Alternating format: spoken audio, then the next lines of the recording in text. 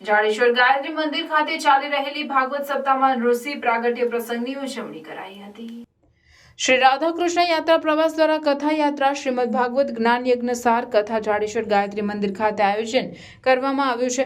જે કથા તારીખ 25 જુલાઈ 31 જુલાઈ 2024 સુધી દરરોજ સાંજે 3 થી 7 કલાક ચાલી રહી છે। જેમાં કથા વક્તા જયેશ જોશી વાપીવાડા કથાનું રસપાન કરાવી રહ્યા છે।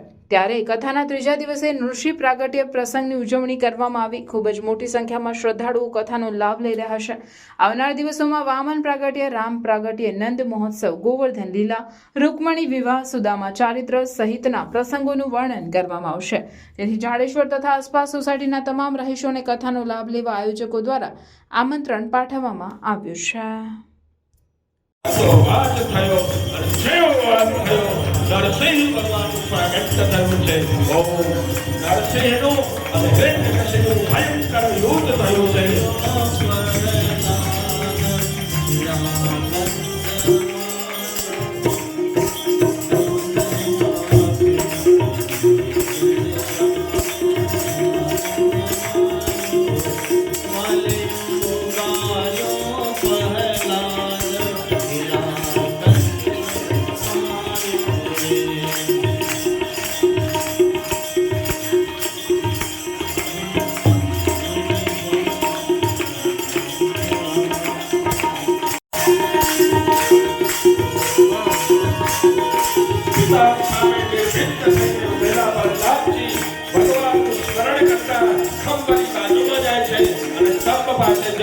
ભગવાનને હૃદયથી સ્મરણ કરે અને આવકાર છે। દેવામ આયાંતુ યાતુધારામ અપયાંતુ વિષ્ણુ દેવ યજન રક્ષઃ। યજ્ઞ માનવ જીવનનું રક્ષણ કરવા માટે હે નારાયણ આપ પધારો।